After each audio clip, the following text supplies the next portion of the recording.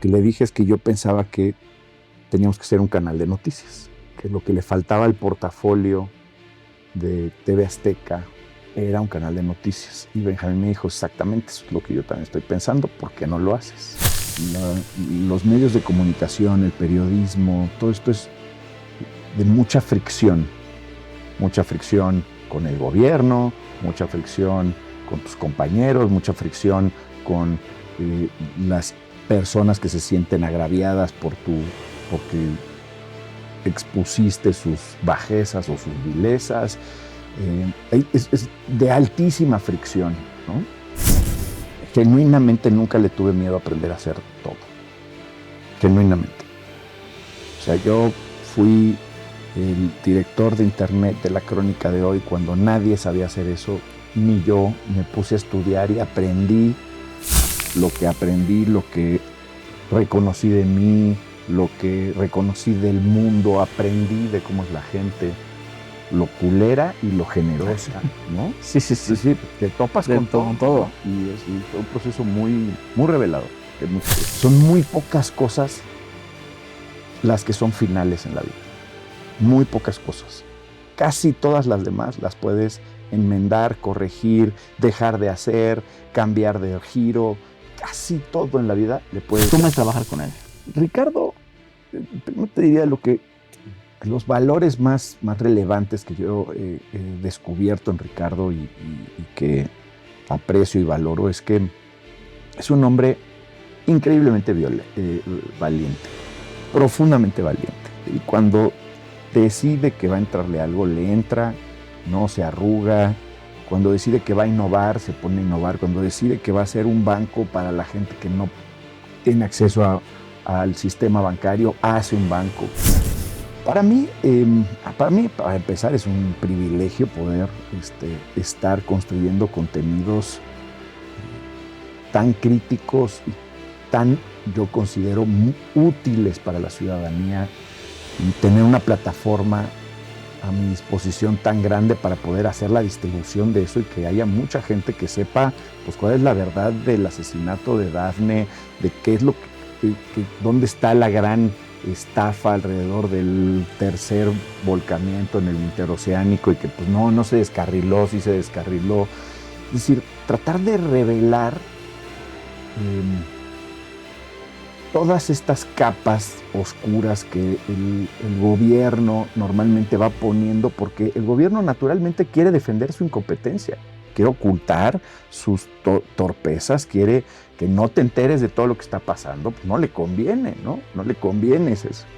Y tener este momento y este reto de poder revelar estas cosas, de poder tener un equipo que está comprometido con ir a encontrar la verdad de estos fenómenos y llevárselos a la gente, y que todo mi equipo está dispuesto a aguantar que salgan en Infodemia y que les digan el detector de mentiras y que no, y que fake news, y nosotros tenemos pero el video, pero el testimonio del ciudadano, y estar demostrando que hay una manera de contar las cosas distinta en este país, y darle a la gente la opción.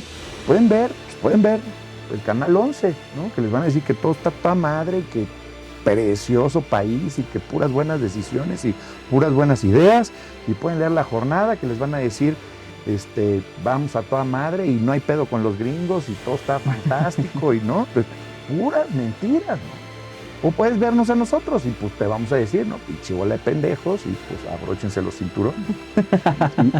Y ese es un privilegio para mí poder estar haciendo yo lo considero que es un ejercicio emancipador de México. Poder decir, el gobierno está mintiendo. ¿Qué hubiera querido yo cuando yo era chavo, luchando contra el PRI, instalado, que no podías decir nada y que no podías entrar a ningún medio y que Televisa solamente decía lo que quería el gobierno? Bienvenidos a Modo Mentor, el espacio donde conocemos la historia de los líderes que están transformando industrias, empresas, negocios y formas de pensar. Yo soy Fer Oropesa y hoy me acompaña Luciano Pasco, director general de Noticias y Comunicación de Grupo Salinas. En esta mentoría hablamos sobre liderazgo, poder, medios de comunicación, propósito y las experiencias que han marcado su camino. Espero que disfruten de esta mentoría tanto como yo. Luciano, bienvenido a Modo Mentor. Muchas gracias por estar aquí. Muchas gracias por invitarme. La verdad es que esta entrevista me emociona mucho porque eres un líder que ha pisado terreno en muchos campos. El campo político, el campo ejecutivo, y también eres emprendedor con tu plataforma de Político MX. Pero antes de llegar ahí, me gustaría saber cómo fueron tus inicios. O sea, ¿con qué soñabas cuando estabas en la Facultad de Ciencias Políticas y Sociales? Bueno, esos no son mis inicios son muchos antes, Sí, claro. en la época em, de mi infancia, acompañando a mi padre en sus queveres políticos. Mi papá fue diputado del PRT, del Partido Trotskista. Entonces me tocó estar, pues, de muy chiquito acompañando a Rosario Ibarra de Piedra en campaña presidencial por Veracruz y bueno, evidentemente la circunstancia del mundo, la circunstancia del país, la falta de democracia, la ausencia de herramientas para que pudiéramos decidir sobre nuestras vidas, toda la circunstancia en la que estábamos, pues era un motor permanente de conversación y de convicción en mi hogar, ¿no? En mi casa, con mis padres, en particular mi padre. Y una de las cosas que sucede rápidamente es que cuando entro a la facultad, me meto, por supuesto, al movimiento estudiantil, al CEU, eh, y, y la gran motivación que teníamos en ese momento, lo que realmente nos detona y nos cambia a toda esa generación la perspectiva de las cosas, no fue tanto, por supuesto, el 94, el 88, los cambios políticos, lo que estaba sucediendo, pero en particular fue el fenómeno zapatista. Te diría que ese es un parteaguas porque nos obliga a todos a mirar a México de otra manera, a mirar a las comunidades de otra manera, a mirar la institucionalidad de otra manera y a plantearnos muchas cosas. Fue un quiebre para el gobierno, fue un quiebre para la sociedad, fue un quiebre para la izquierda, fue un quiebre para Chiapas, notoriamente. Uh-huh. Y creo que ese fue como un momento en el que para mí fue muy motivante y detonante decir, este país tengo que ser parte de su transformación, de alguna manera, ¿no? Cuando estaba investigando sobre ti, hablas mucho de que la felicidad no puede existir sin la infelicidad. Y también que la felicidad es un término, pues que no exista, pero que, pero que es ambiguo, ¿no? ¿Cómo vivías tú esa época? Para ti, ¿qué eras ser feliz en esa época y qué ha cambiado tu concepto de felicidad o infelicidad de aquellos años ahora?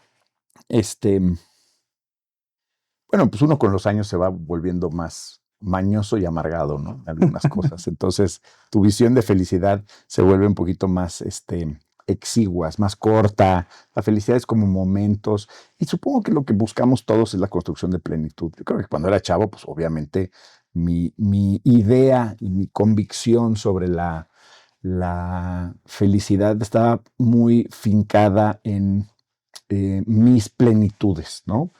Yo lograr cosas,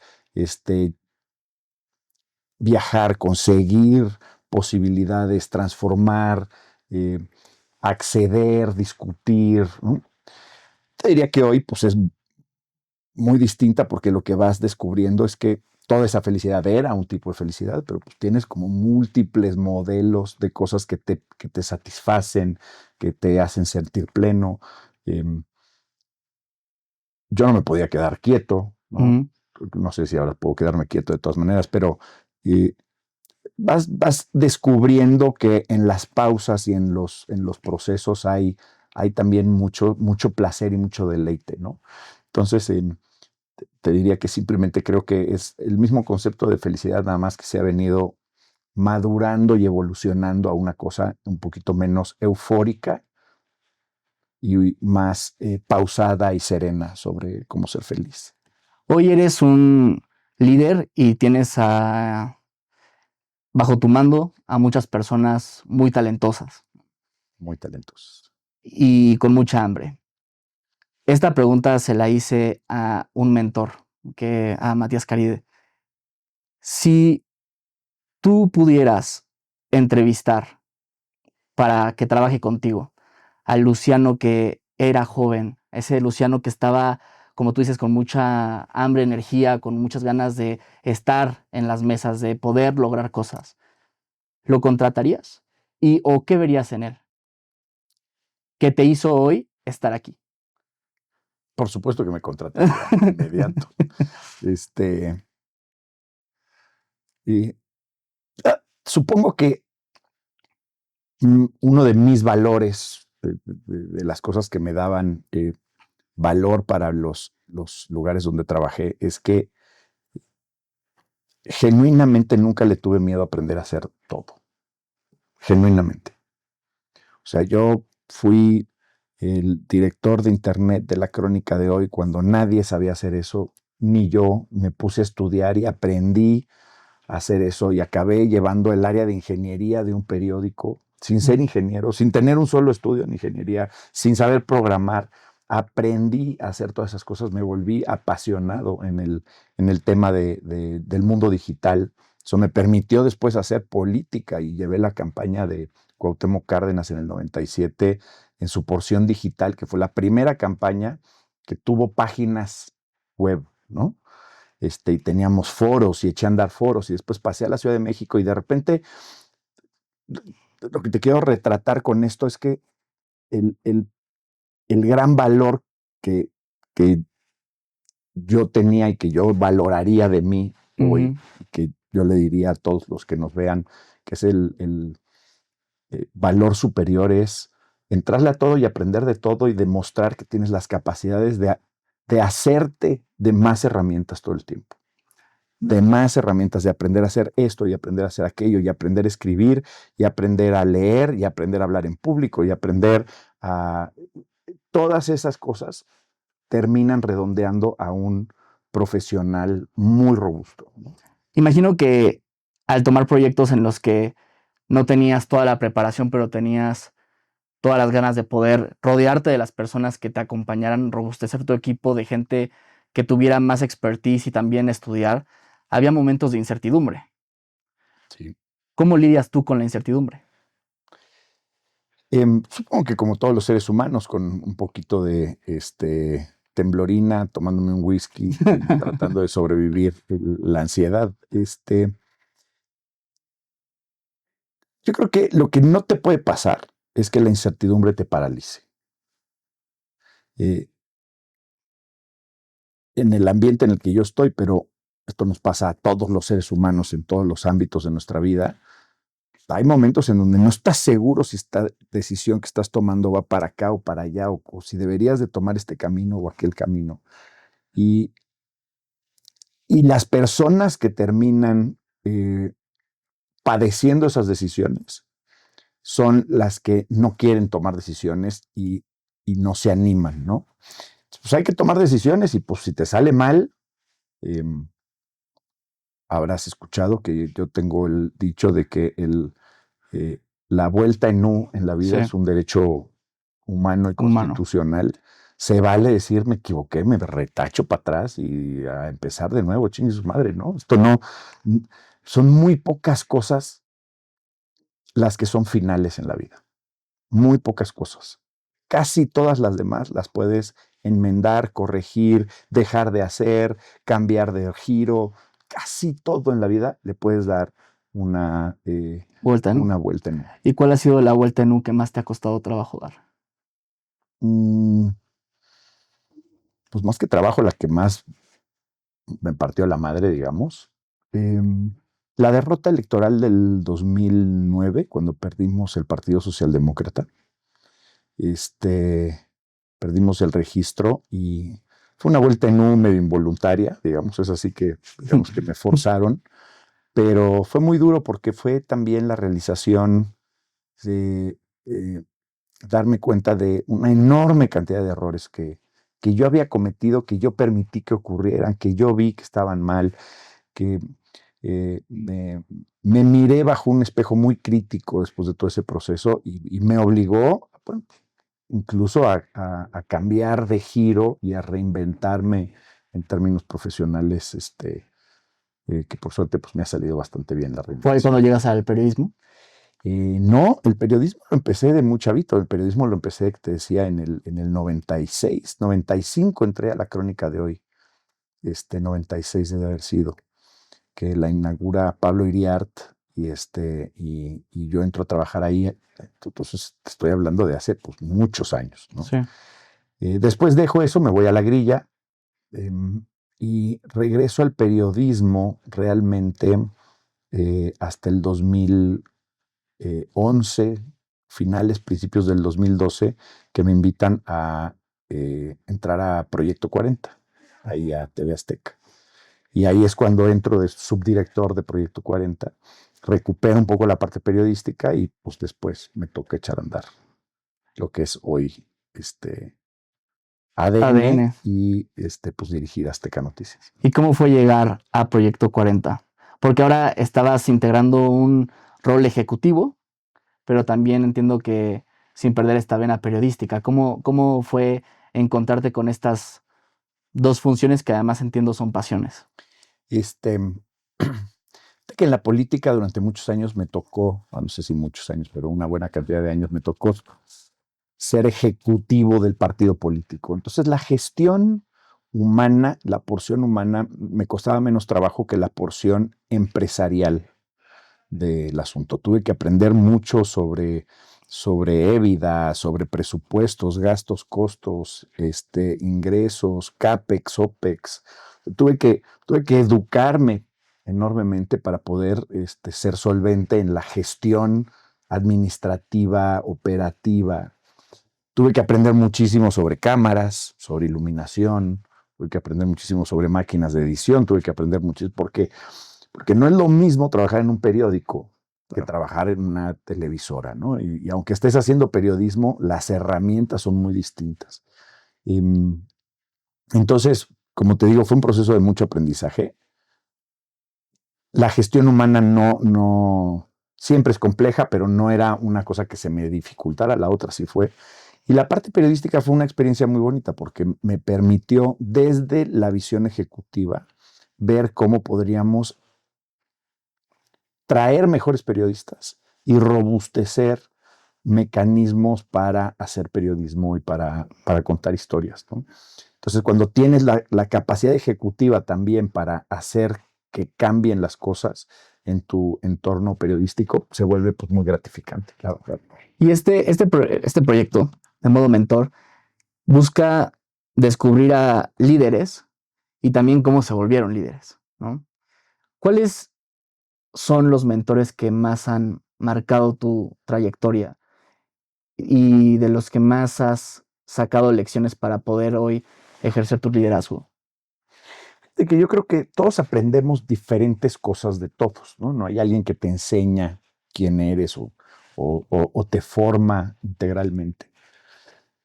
Yo te diría, y te lo voy a decir como brevemente, ¿no? Por ejemplo, pues por supuesto, mi papá me formó en una porción intelectual combativa Ujú. muy relevante.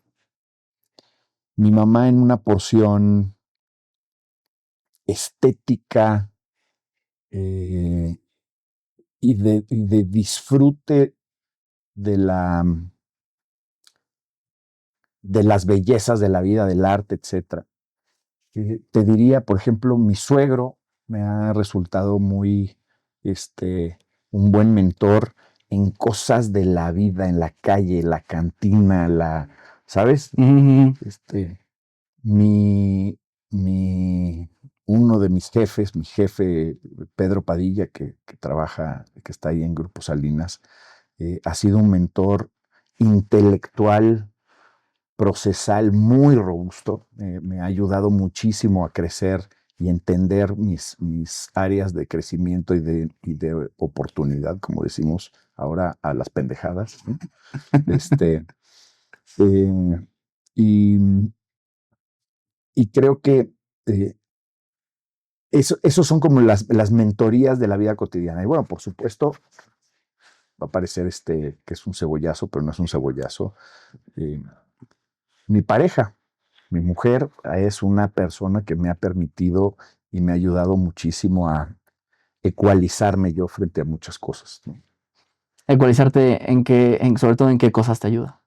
Pues eh, abrir los ojos a fenómenos donde yo estoy nublado o por un prejuicio, o por una molestia eh, o por una ceguera de taller, ¿no? Es una mujer muy, muy robusta y muy solvente en su porción intelectual, en eh, eh, su entendimiento humano. Entonces realmente es una mujer que me ha acompañado y me ha permitido y me ha ayudado a crecer en terrenos eh, pues en los que yo era bastante neófito, digamos, ¿no? Y cuando asumes el liderazgo de ADN 40, todavía no era ADN 40. ¿Cómo fue?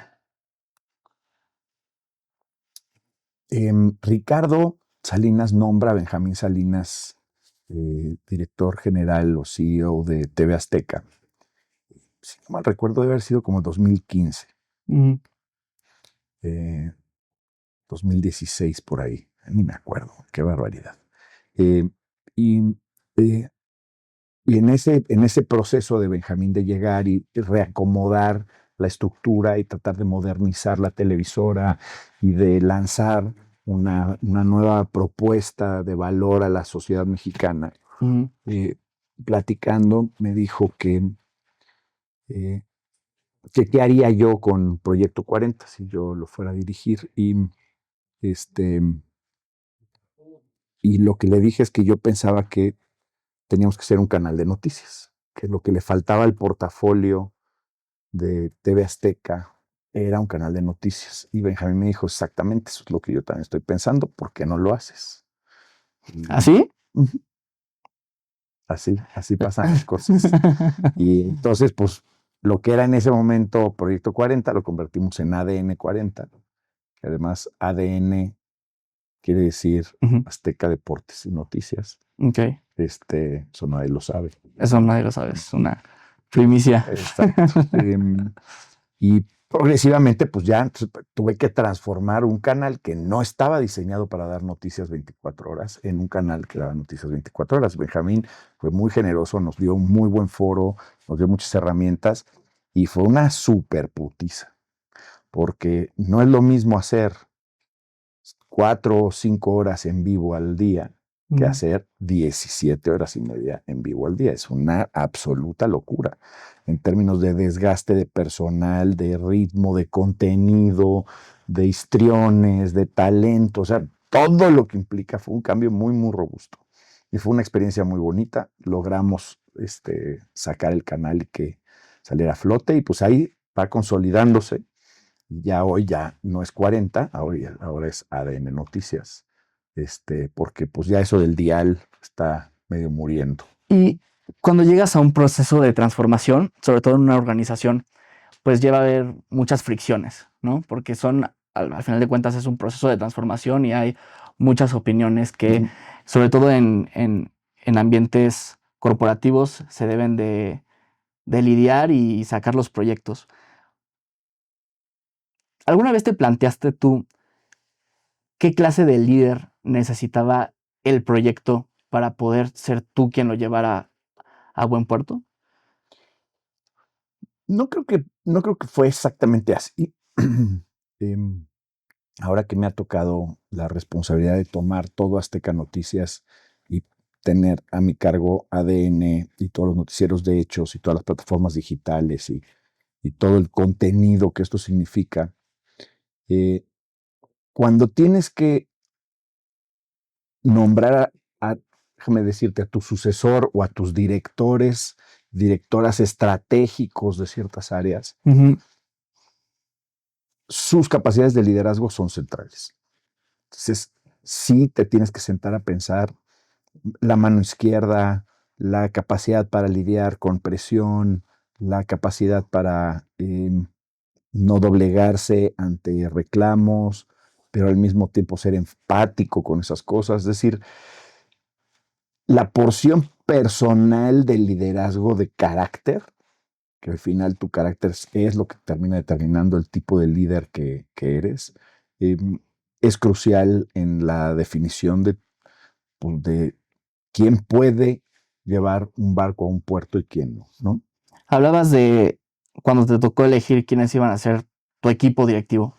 ¿Qué cualidades buscas en las personas que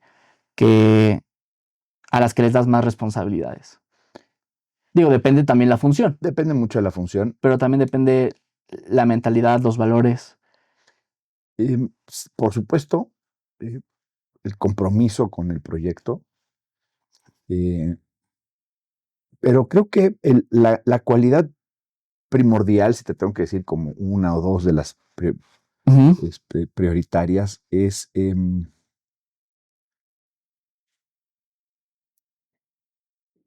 la resistencia a la crisis o al conflicto.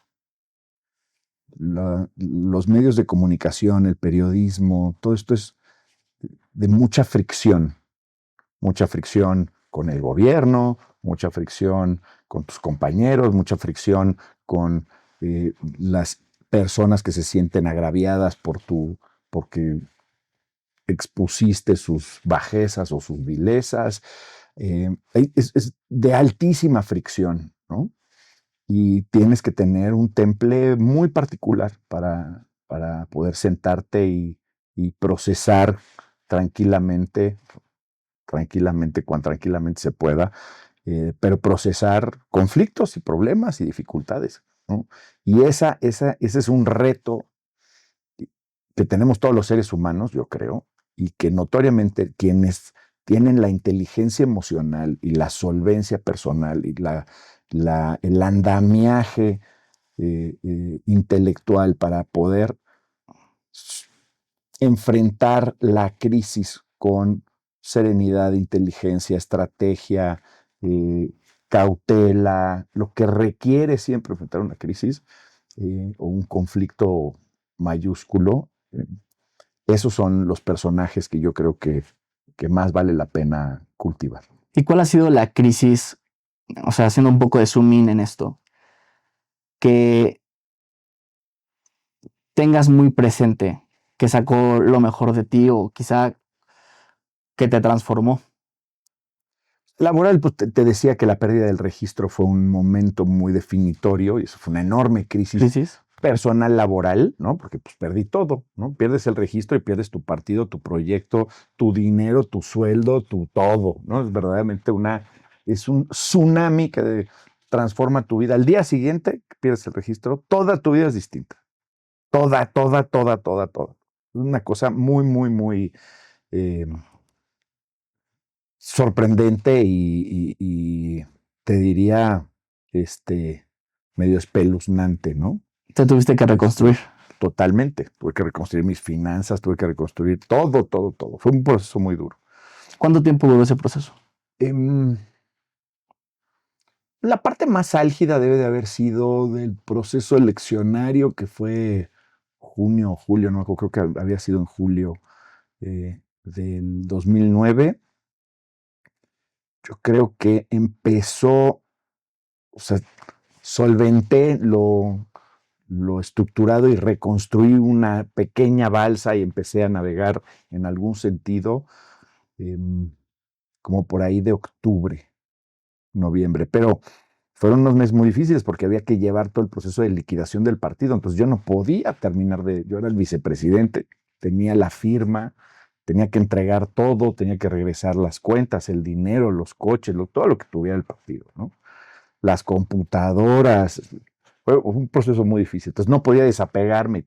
Entonces fueron varios meses muy difíciles, pero de un aprendizaje nuclear. Nuclear, nuclear, nuclear. O sea, el hombre que llegó a esa elección y perdió esa elección, al hombre que tienes hoy sentado enfrente, es un universo de distancia. Lo que aprendí, lo que reconocí de mí, lo que reconocí del mundo, aprendí de cómo es la gente, lo culera y lo generosa, ¿no? Sí, sí, sí. Sí, te topas De con todo. todo. ¿No? Y fue un proceso muy, muy revelador, de mucho crecimiento. por ejemplo, esa versión, digo, es una pregunta cliché, ¿no? Venga. Pero a esa versión que tú dices que es muy distinta, ¿qué le dirías? O sea, que si estuviera sentado aquí, ¿qué le dirías? Porque además creo que ni siquiera se imaginaría que estaría dirigiendo todo el contenido editorial de Grupo Salinas. Este, pues le diría que esté tranquilo, que todo va a salir bien. Sentía mucha incertidumbre. Pues obvio, porque en ese momento se te colapsa el planeta, ¿no? Además, yo estaba recién casado, me había casado con Carla, con mi pareja actual. Tenía 2 hijos, ahora tengo 4. Tienes que pagar colegiaturas, tienes que tener trabajo. Yo no sabía, toda la vida trabajando, salvo mis estertores temporales con periodismo, ese par de años en Crónica y un año que trabajé en una encuestadora. El resto de mi vida había sido en la grilla, trabajando en las estructuras políticas, haciendo política. Cuando llegó ese momento, yo genuinamente supuse que yo no sabía hacer nada más que política. Y tuve que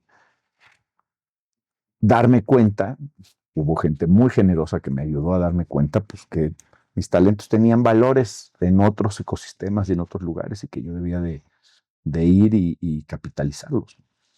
Y cuando empiezas, volviendo un poco a la parte de ADN 40, empiezas a hacer todo este proceso de transformación, ¿cómo fue el proceso de reunir tan buen talento?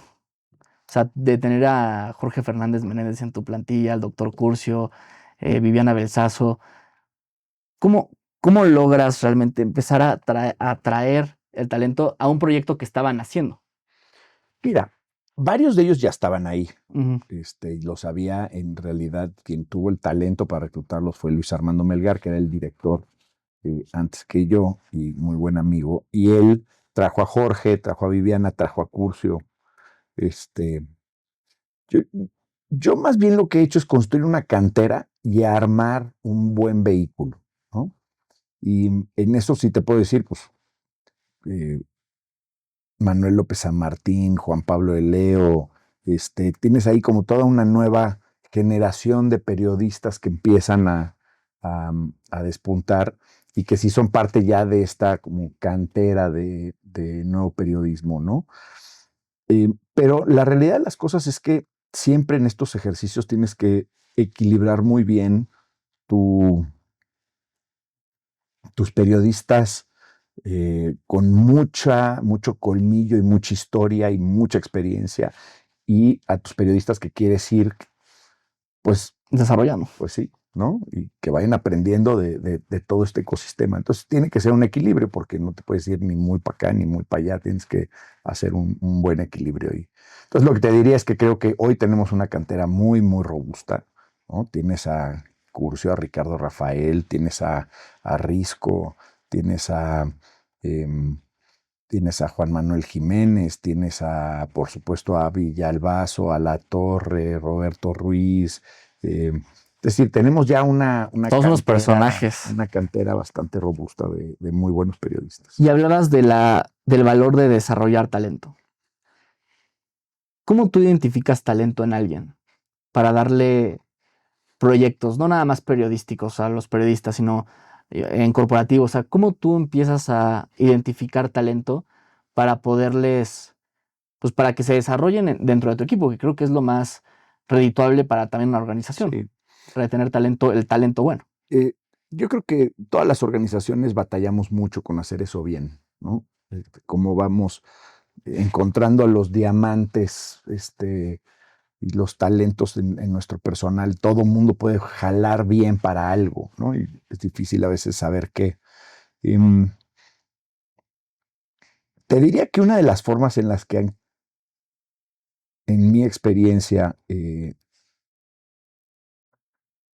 destacado y destapado los talentos de las personas en nuestro ecosistema, tiene mucho que ver con circunstancias adversas.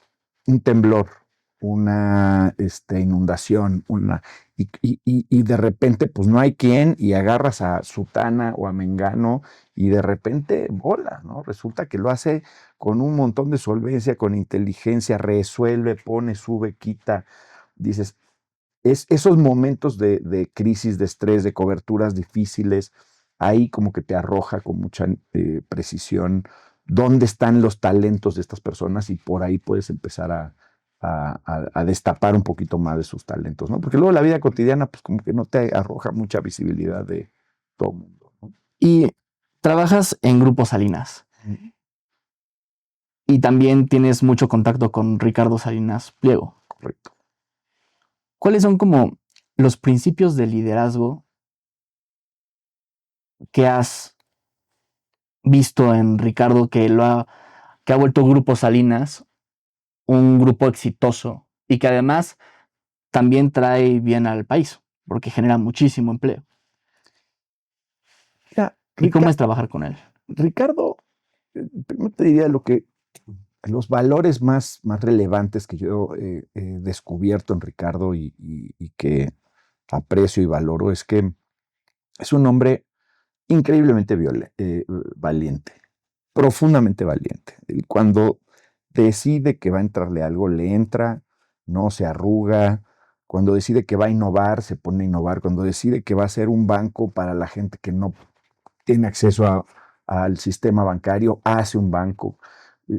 Cuando decide que va a ser la empresa de motocicletas más grande de México, lo hace, ¿no? Porque tiene una motivación y un motor interno que acompañado de su visión, de su inteligencia, de su entendimiento de los negocios, pues es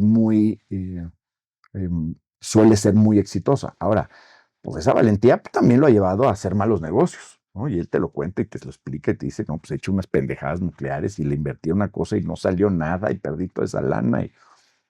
Pero no le quita esa valentía. Entonces, lo primero que te diría que como líder es un líder muy valiente, que siempre te dice, vamos, órale, ¿no? Cuando yo llego y le planteo, mira, traigo este proyecto, estoy pensando que vamos para acá, me dice que cree que no, que sí, que no, el fine tuning del asunto, pero pues cuando te dice vas, pues es all in el asunto. Entonces, la valentía es uno de sus componentes. Trabajar con él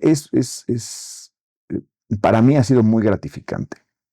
Yo evidentemente lo conocí cuando entré, pero realmente mi cercanía con él en los últimos años es cuando se ha robustecido y un hombre intelectualmente muy, muy solvente, muy estructurado. Es un hombre que lee muchísimo, que todas las semanas está consumiendo cosas.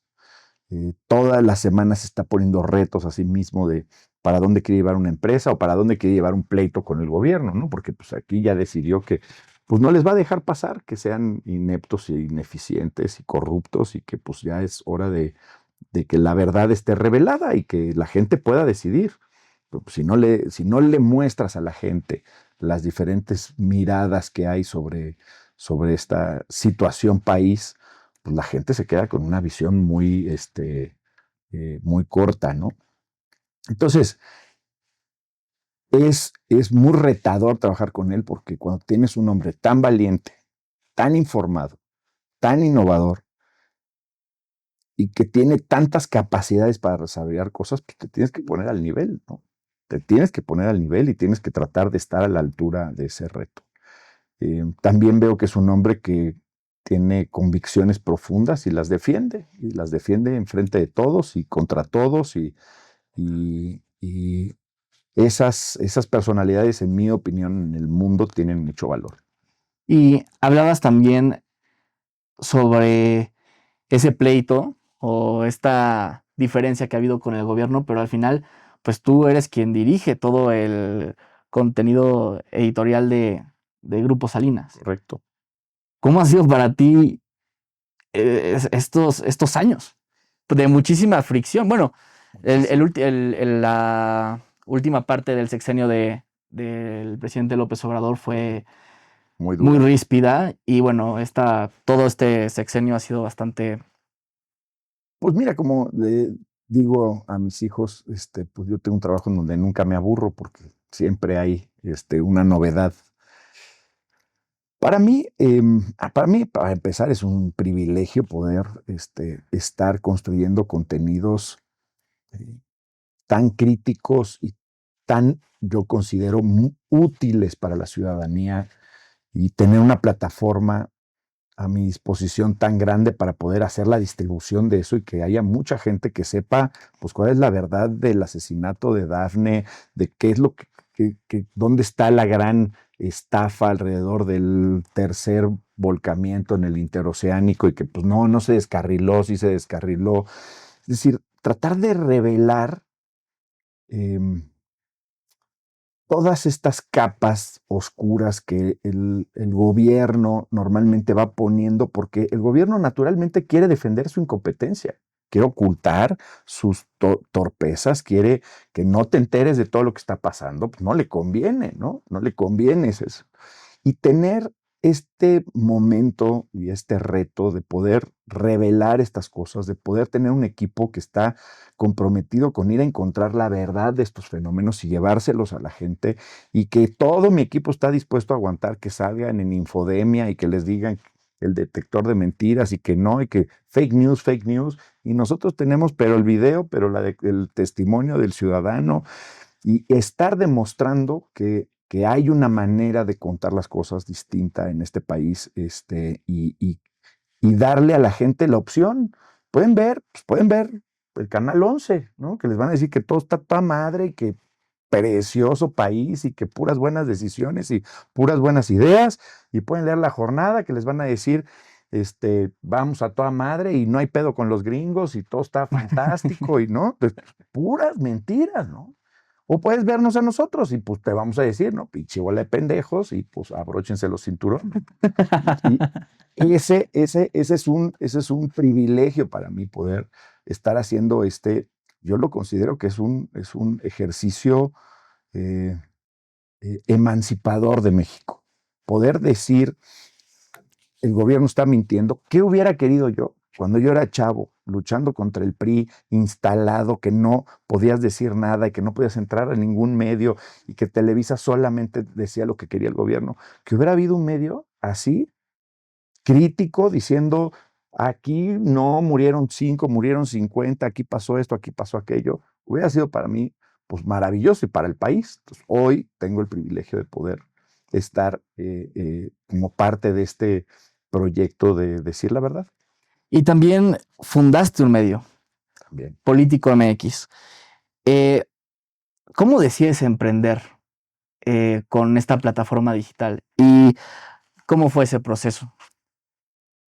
El político ha sido un proceso muy bonito porque llegó a mí la posibilidad de comprar ese dominio y los handles de Twitter. Yo ya admiraba mucho el proyecto de Politico.com, que es el medio básicamente de grilla de Washington, ¿no? Y en ese momento estaba en su máximo apogeo, que ahora Axios le ha comido mucho pastel, pero... Y entonces llega a mí la posibilidad de comprar eso, hablo con Juan Pablo de Leo y Alfonso Basilio, que siguen siendo mis directores ahí en el medio, y les dije, vamos a montarlo, pues nosotros tres, y aquí le vamos dando, y contratamos a un muy buen diseñador y a un redactor, y empezamos a hacer pininos, y resultó que hacía mucha falta. Resultó que hacía mucha falta que hubiera un medio dirigido exclusivamente a información política y a darle herramientas a la clase política de diálogo e interpelación directa entre ellos. Entonces, lo que digamos, como nace Político es como un medio diseñado para que la clase política debata, se interpele, se pelee, se diga chingaderas o se diga elogios, pero que tengan un lugar donde todos van a ver qué dijo Mengano, qué dijo Sutano. Y eso funcionó muy bien, y pues, progresivamente empezó a evolucionar, empezó a irle un poquito mejor, y pues hoy es un medio que ya tiene 3 spins, ¿no? Le hice Polls MX, que es el medio de encuestas más relevante que hay en México, y y Político Latam, que estamos tratando de abrir una vertiente para seguir y acompañar la conversación de la grilla en Latinoamérica. ¿Y cómo lo haces, además teniendo tu responsabilidad en Grupo Salinas? O sea, ¿cómo es un día en tu vida? ¿Cómo puedes, o sea, tener tantas responsabilidades o abarcar estos frentes? Mira, lo primero es que tienes que tener muy buen equipo. O sea, tienes que aprender a delegar y delegar a muy buenos equipos que te den los resultados que tú quieres, porque evidentemente pues no hay el super don chingón que pueda hacer todo lo que uno quisiera hacer, ¿no? Dos, tienes que tener una buena estructura de trabajo y muy buenos procesos, ¿no? Entonces yo, todos los días entre 7:30 y 7:45 ya estoy sentado en mi oficina. Dedico toda la mañana a trabajo intenso de oficina, de correos, temas presupuestales, administrativos, de gestión, comités. Tengo comités editoriales, estratégicos, diarios, en todos los lugares que tengo que tenerlos. Y después la comida casi siempre se le dedica o a un periodista o a un político, ¿no? Y así vas construyendo tu día y pues después tengo normalmente 2 o 3 reuniones más y normalmente una cena, ¿no? Digamos, mi día es muy largo. Pero ahí lo que haces es que tienes tu cajoncito en tu agenda para atender Político MX 2 veces a la semana, atender una porción administrativa y una porción editorial, y pues ahí te vas construyendo tu Tetris de operación, pero fundamentalmente tienes que poder delegar y tener gente en la que confías y que hace bien su chamba en tu entorno, ¿no? Al inicio de esta entrevista hablabas de la plenitud. Uh-huh. Y en otras entrevistas te has referido mucho al propósito. ¿Cuál es tu propósito y cómo lo encontraste?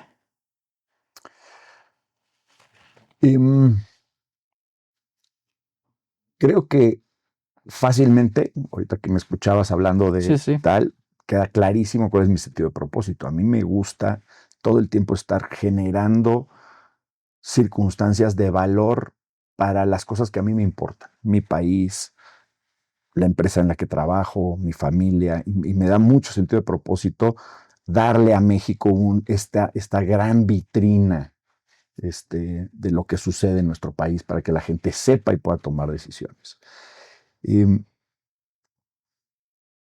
Yo creo que todos vamos transformando nuestro sentido de propósito conforme vamos cambiando nosotros, ¿no? Es decir, pues no es lo mismo el Luciano de 18 años en la facultad que el Luciano de 52 años en Grupo Salinas. Pero el sentido de propósito, lo que te nutre, lo que te hace moverte, se mantiene medianamente similar. Y es eso, es esta sensación de que tienes la capacidad de sublimar adecuadamente un buen equipo con una buena plataforma, con una buena historia y darle al país, a una audiencia, a un público, a un ecosistema, una salida, una mirada, algo nutritivo, algo útil, algo constructivo, ¿no? Y la verdad es que para mí pues, es profundamente privilegiado poder estar en este momento, en esta circunstancia y con este reto. Y Luciano, para cerrar, ¿cómo te gustaría ser recordado como mentor? Por las personas que han pasado en tus equipos, por las personas a las que has apoyado, también por las personas a las que les has dado un feedback que quizá en ese momento no lo veían como positivo, pero que pudo cambiar trayectoria de forma... Pues creo que así como lo dices, o sea, a mí me gustaría que la gente que ha trabajado conmigo me recuerde recuerde algo que aprendió, algo que le dejé, no nada más las pinches mentadas de madre cuando me enojo, ¿no? Que pues ¿Eres muy duro cuando te enojas? No, no creo. A mí no me lo puedes preguntar. Según yo, no, pero pues hay algunas personas que tienen opiniones distintas a esa. No, yo creo que hago un gran esfuerzo por tratar de, más allá de si estoy regañando a alguien o no, de dejar la sustancia del error y de cómo se solventa, no simplemente tirar el chingadazo y pegar el grito, ¿no? y si puedo ser recordado como un hombre que a la gente con la que trabajó le dejó cosas, le ayudó, le proveyó más inteligencia, más herramientas, pues eso sería sin duda un legado muy bonito. Pues Luciano, te agradezco muchísimo que hayas aceptado estar en Modo Mentor. Gracias a ti. Gracias. Pues bueno, este fue un episodio de Modo Mentor. Nos vemos en la siguiente mentoría. Hasta la próxima.